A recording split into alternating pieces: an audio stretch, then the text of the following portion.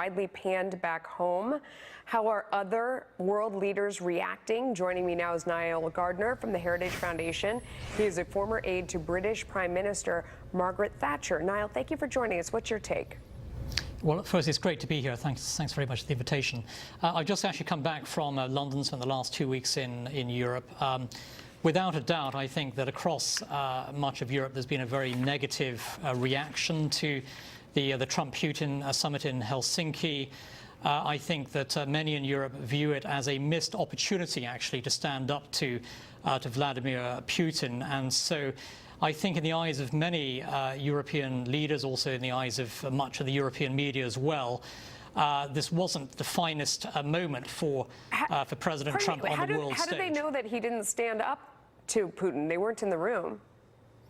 Well, that's a good point. We don't know all the details there, but you know, so far, you know, we don't have much information about exactly what was discussed. I do hope the president stood up to Vladimir Putin in Helsinki. We don't have the information yet, but from the press conference that the two leaders held, there was certainly, I think, an overwhelming sense in Europe that the president was not standing up to Vladimir Putin, and they believe that the United States was, you know, undermined on the world stage, actually.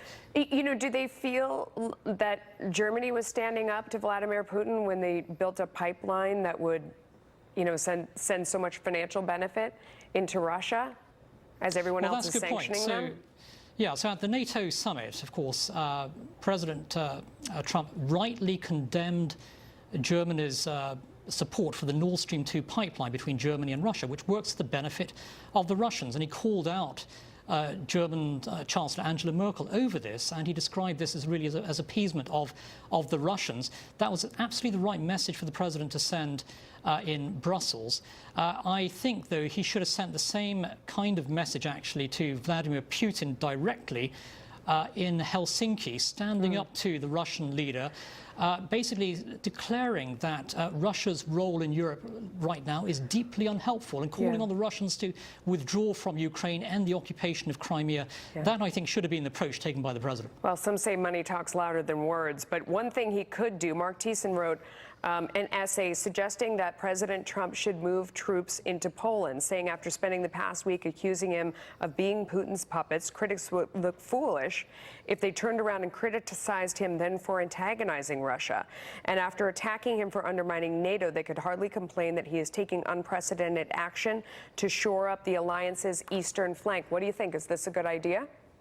Yeah, I think absolutely it's a good idea. We do need to see more U.S. forces in Eastern Europe. President Trump has actually strengthened the U.S. military presence, actually, in the Baltic states and Eastern Europe in general. This sends the right signal, I think, to Vladimir Putin.